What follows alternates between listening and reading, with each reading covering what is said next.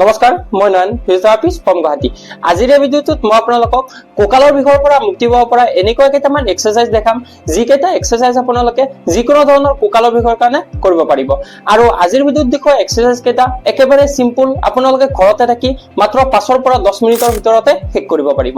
আহক আমি আজিৰ ভিডিঅ'টো আৰম্ভ কৰোঁ। এই ভিডিঅ'টো মই জিমত থাকোঁতে বনাইছিলোঁ। আপোনালোকে ঘৰতে থাকি আজিৰ ভিডিঅ'ত দেখুওৱা এক্সাৰচাইজ কেইটা কৰিব পাৰিব। প্ৰথম এক্সাৰচাইজটো কৰিবৰ কাৰণে আপোনালোকে ফ্ল'ৰত এখন মেট পাৰি বা যিকোনো ধৰণৰ কাপোৰ এখন পাৰি ভৰিখন কচাই ল'ব লাগিব। তাৰপিছত হাত দুখন ফ্ল'ৰত ৰাখি পেলাই কঁকালখন ওপৰলৈ উঠাব লাগিব আৰু এনেকৈ আপোনালোকে 5 পৰা 10 ছেকেণ্ড থাকিবলৈ ট্ৰাই কৰিব লাগিব, ঠিক মই ভিডিঅ'ত দেখুওৱাৰ দৰে।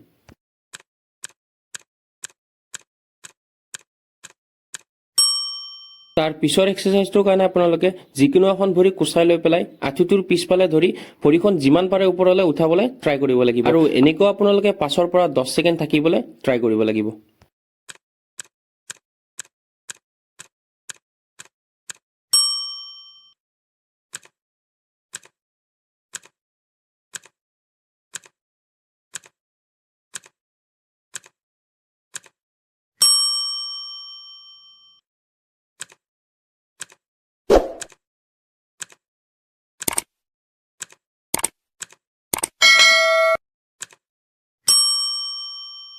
এনেকৈ আপোনালোকে দুখন ভৰিতে 10 পৰা 15 বাৰ কৰিবলৈ ট্ৰাই কৰিব লাগিব। এইটো কৰাৰ ফলত আপোনালোকৰ ভৰিৰ পিছফালে যিবিলাক মাচল আছে সেই মাচলবোৰ ষ্ট্ৰেচ হ'ব।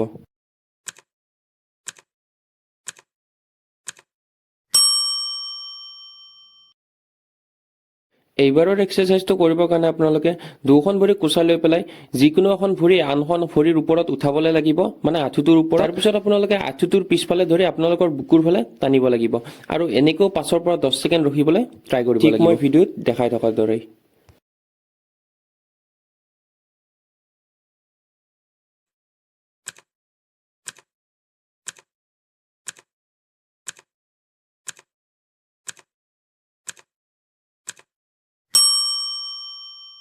এইবাৰৰ এক্সাৰচাইজটোৰ কাৰণে আপোনালোকে দুখন ভৰি চিধাকৈ ফ্ল'ৰত থৈ পেলাই যিকোনো এখন ভৰিৰ আঁঠুটোৰ ওপৰত ধৰি পেলাই আপোনালোকৰ বুকুৰ ফালে টানিব লাগিব আৰু এনেকৈও 5 পৰা 10 ছেকেণ্ড ৰখিবলৈ ট্ৰাই কৰিব লাগিব।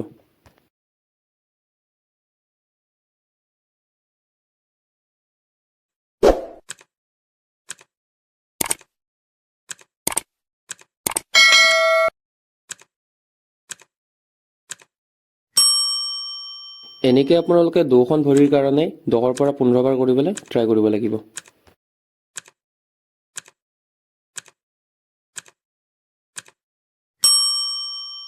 তাৰ পিছৰ এক্সাৰচাইজটোৰ কাৰণে আপোনালোকে মুখখন তলমুৱা কৰি ওলোটাকৈ শুই ল'ব লাগিব, ঠিক মই ভিডিঅ'ত খোৱাৰ দৰে। তাৰপিছত আপোনালোকৰ মূৰটো ওপৰলৈ উঠাবলৈ ট্ৰাই কৰিব লাগিব। এনেকৈও আপোনালোকে ওপৰলৈ উঠাই 5 পৰা 10 ছেকেণ্ড ৰখিবলৈ ট্ৰাই কৰিব লাগিব।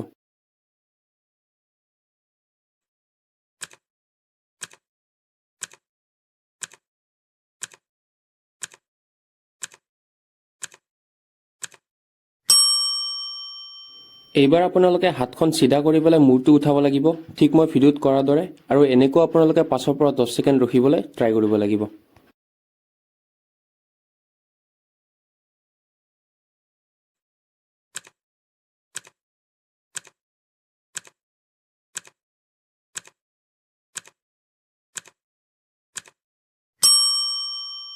তাৰ পিছৰ এক্সাৰচাইজটো কৰিবৰ কাৰণে আপোনালোকে আঁঠু কৰা পজিশ্যনত আহিব লাগিব।